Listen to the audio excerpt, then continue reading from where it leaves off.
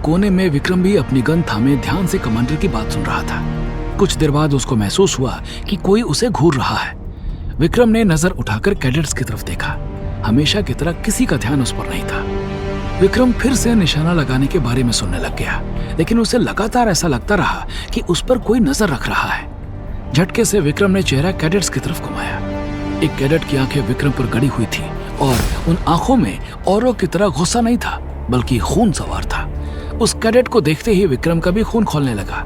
उसने कभी सोचा भी नहीं था कि उन दोनों की मुलाकात फिर से और ऐसी जगह पर होगी। विक्रम अपने सामने खड़े कैडेट को देख रहा था। तभी कमांडर की सख्त आवाज उसके कानों में पड़ी। तुम अभी तक यहाँ क्या कर रहे हो चौहान? खाना कौन बनाएगा? कमांडर की आवाज सुनकर विक्रम को और गुस्सा आ गया। धीरज को आज पहली बार उसने यहाँ देखा था। इसका मतलब धीरज नया कैडेट था जो ट्रेनिंग शुरू होने के 10 दिन बाद आया था। अगर उसे ट्रेनिंग का हिस्सा बनने की इजाजत थी तो विक्रम को क्यों नहीं? धीरज तो सचमुच किसी बड़े अफसर का रिश्तेदार था। अगर ये बात विक्रम को मालूम थी तो कमांडर को तो जरूर मालूम होगी। फिर उन्होंने धीरज से सवाल क्यों नहीं किए? क्या उसकी रिश्तेदारी से कमांडर को गुस्सा नहीं आ रहा? विक्रम के चेहरे पर आक्रोश देखकर कमांडर ने आदेश दिया, जाओ और जाकर वो काम पूरा करो जो तुम्हें सौंपा गया है। विक्रम जानता था कि कमांडर से कुछ कहने का फायदा नहीं होगा, इसलिए चुपचाप वहां से चला गया। उस समय वो नहीं देख पाया कि धीरज के चेहरे पर एक कुटिल मुस्कान थी। किचन में जाकर विक्रम खाने की तैयारी करने लगा, लेकिन उसका ध्यान धीरज में ही था। धीरज ने उसके साथ ही पहली ट्रेनिंग शुरू की थी। वो अफसर वाले हिस्से में था और विक्रम सिपाहियों के साथ रहता था। शुरू से ही धीरज को सब पर धौंस जमाने की आदत थी। जब सबको पता चला कि उसके पिता इतने सीनियर अफसर हैं, तो उसके आगे बोलने की किसी की हिम्मत नहीं होती थी। ये देखकर धीरज का घमंड दिन ब दिन बढ़ने लगा। वो अपने आप को ट्रेनिंग कैंप का बादशाह समझने लगा था। सिपाहियों के लिए तो वो एक क्रूर बादशाह था। कभी उनका खाना छीन लेता, कभी उन्हें अपने कपड़े धोने को कहता और कभी जूते साफ करने को कहता। अक्सर वो अपने हिस्से का काम सिपाहियों से करवाता था। जरा सी गलती होने पर हाथ उठाने से भी नहीं चूकता था। अगर हिम्मत करके कोई उसकी शिकायत करने जाता तो कैंप का कमांडर उस शिकायत को नजरअंदाज कर देता था। धीरज के पिता का रुतबा उसकी सब गलतियों पर पर्दा डाल देता था। एक बार इंस्पेक्शन के दौरान बाहर से आए सीनियर अफसर ने 2 सिपाहियों से उनकी चोटें देखकर सवाल किए। उनमें से एक सिपाही धीरज से बहुत परेशान हो चुका था, इसलिए उसने धीरज की शिकायत कर दी। क्योंकि ये बात सबके सामने हुई थी, इसलिए इंस्पेक्शन करने वाले अफसर ने वहीं पर धीरज को बुलाकर वार्निंग दी। धीरज के अहंकार पर यह बहुत बड़ा आघात था। अगले ही दिन उस सिपाही को बुलाकर धीरज ने उसके जख्मों पर और चोट पहुंचाने की कोशिश की। मेरी शिकायत करने की सजा तो तुझे मिलेगी। दूसरों को भी पता चलना चाहिए कि धीरज अवस्थी के खिलाफ आवाज उठाने का मतलब क्या होता है। जब विक्रम ने उसे ऐसा करते देखा तो उससे रहा नहीं गया और उसने धीरज को बहुत मारा। ये बात धीरज की पिता तक पहुंची तो उन्होंने विक्रम को फौज से निकलवाने की कोशिश की, लेकिन इंस्पेक्शन करने वाले अफसर और कुछ और लोगों ने उन्हें समझाया, फौज से निकालने के लिए इंक्वायरी कमेटी बिठानी पड़ेगी। सर, अगर इंक्वायरी हुई और सभी सिपाहियों ने धीरज का नाम ले लिया तो विक्रम के साथ साथ धीरज को भी फौज से बाहर निकाल दिया जाएगा। धीरज की हालत देखकर उसके पिता मुकेश अवस्थी का गुस्सा 7वें आसमान पर था। उन्होंने कहा, तो इसका मतलब मेरे बेटे की ऐसी हालत करने वाले को छोड़ दूं? नहीं, उसका कुछ न कुछ तो करना पड़ेगा। किसी ने कहा, उसे पहाड़ी वाली बॉर्डर पोस्ट पर भेज दीजिए। किसी ने सुझाव दिया, वहां 3-4 साल रहने के बाद सबको पता चल जाएगा कि विक्रम को किसी केस की सजा के तौर पर वहां रखा गया था। केस याद नहीं रहेगा सर, लेकिन कोई कमांडर विक्रम को अपने यूनिट में नहीं बुलाना चाहेगा। ये सुनकर मुकेश अवस्थी के दिल को शांति मिले। उन्होंने अगले ही दिन विक्रम की पोस्टिंग का ऑर्डर निकलवा दिया। आज भी इस बात को याद करके विक्रम का खून खौल जाता था। अगर उसका धीरज को मारना गलत था तो धीरज का दूसरे सिपाहियों को मारना उससे भी ज्यादा गलत था। लेकिन सजा सिर्फ उसे मिली और अब फिर से वही हो रहा था। उसे 3 दिन देर से आने के लिए ट्रेनिंग से दूर रखा जा रहा था, पर धीरज को 10 दिन बाद आकर भी सब कुछ करने की अनुमति थी। धीरज की रिश्तेदारी किसी को नजर नहीं आती क्या? उसने गुस्से में जोर जोर से प्याज काटते हुए खुद से पूछा, लेकिन इन सवालों का कोई जवाब नहीं था। विक्रम ने खुद को यही बोलकर समझाया कि यहाँ वो धीरज की तरफ ध्यान न देकर सिर्फ अपने लक्ष्य पर अपनी नजर रखेगा। थोड़ी देर बाद धीरज कमांडर के ऑफिस में खड़ा था। लेफ्टिनेंट धीरज अवस्थी, क्या तुम चौहान को जानते हो? कमांडर ने पूछा। धीरज के हाव भाव और तरीका किसी कैडेट के जैसा बिल्कुल नहीं था। हंसते हुए वो कमांडर की सामने वाली कुर्सी पर बैठ गया। चौहान से मेरी जान पहचान बहुत पुरानी है सर। अचानक उसकी हंसी गायब हो गई। कमांडर मन ही मन सोचने लगा, लेकिन मैंने तो उसे बॉर्डर की ठंडी चौकी पर भिजवाया था, वो यहां कैसे पहुंच गया? एक मामूली सिपाही कमांडो ट्रेनिंग सेंटर में कैसे आ सकता है? सिपाही? कमांडर ने हैरानी से कहा। वो सिपाही नहीं, लेफ्टिनेंट विक्रम चौहान है। क्या? ये सुनकर धीरज झटके से खड़ा हो गया। ऐसा कैसे हो सकता है? मैंने पापा से कहकर ट्रेनिंग पूरी होने से पहले ही उसे बॉर्डर की पहाड़ी वाली चौकी पर पोस्ट करवा दिया था। उस चौकी पर तो कोई एक्शन भी नहीं होता, फिर विक्रम को प्रमोशन कैसे मिला, वो भी इतनी जल्दी? ये क्या माजरा है कमांडर? दरअसल पहाड़ी वाली चौकी पर हुए दुश्मन के हमले की खबर को छुपा कर रखा गया था। अगर ये बात मीडिया तक पहुंच जाती कि पड़ोसी देश ने हमारी सरहद पार करके एक पूरी चौकी जलाकर खाक कर दी, तो देश में बवाल मच जाता। इसलिए यह खबर सिर्फ कुछ लोगों को मालूम थी। ट्रेनिंग सेंटर का कमांडर और धीरज उन लोगों में शामिल नहीं थे। उम्र और ओहदे में कमांडर धीरज से बहुत बड़ा था। सर की बजाय अपने लिए उसके मुंह से कमांडर सुनना उसे अच्छा नहीं लगा। लेकिन धीरज अवस्थी फौज के एक बहुत बड़े अफसर मुकेश अवस्थी का बेटा था।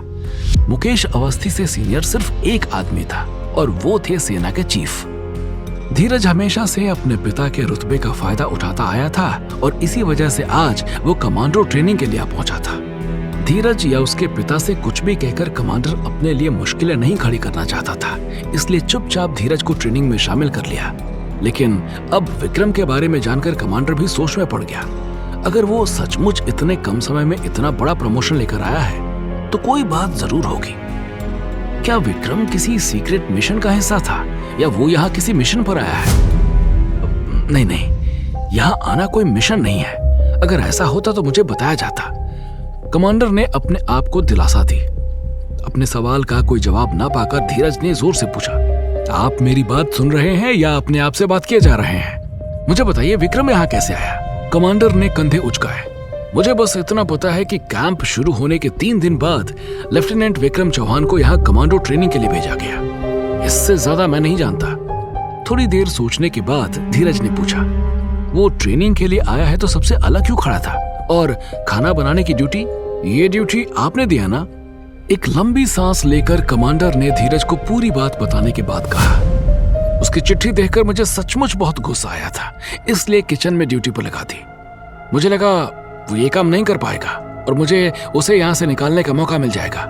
लेकिन पहले दिन से ही चौहान मुस्तैदी से सबके लिए खाना बना रहा है और बहुत अच्छा खाना बनाता है। उसने किसी बात के लिए शिकायत नहीं की, न मुझसे कोई सवाल किया।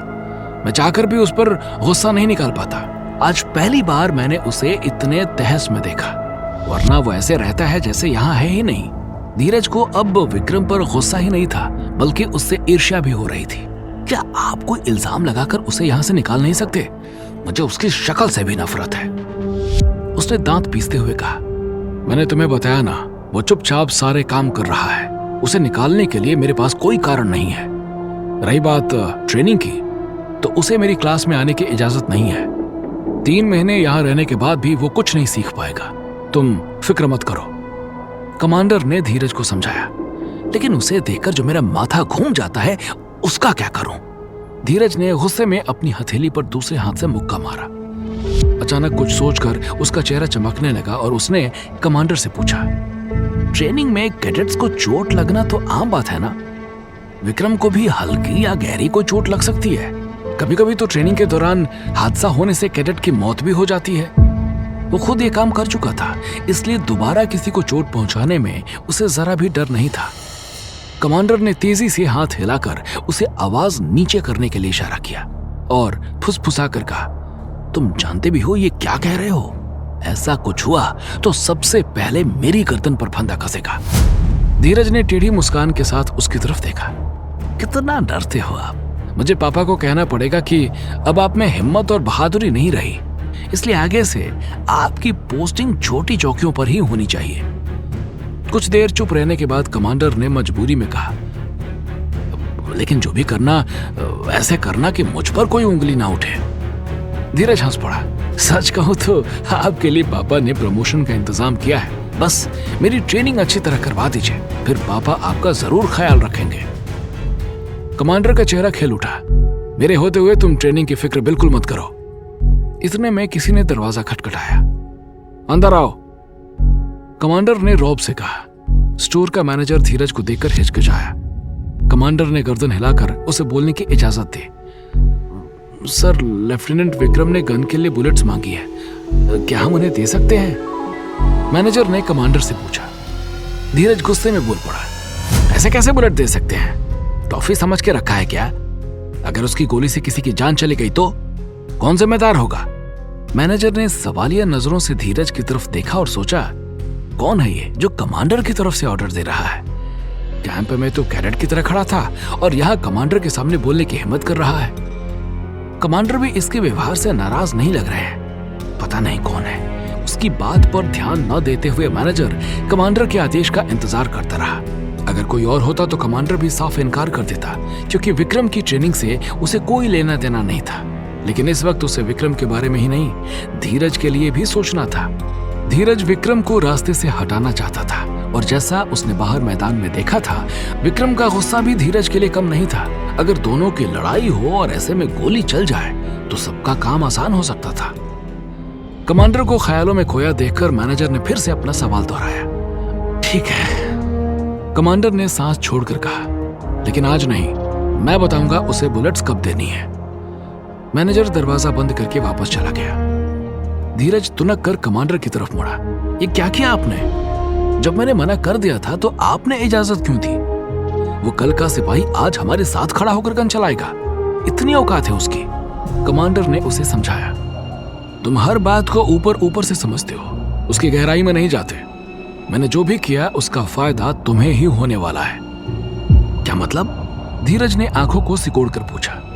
मतलब ये कि बंदूक में गोली होगी तो चलेगी, और चलेगी तो किसी को लग भी सकती है।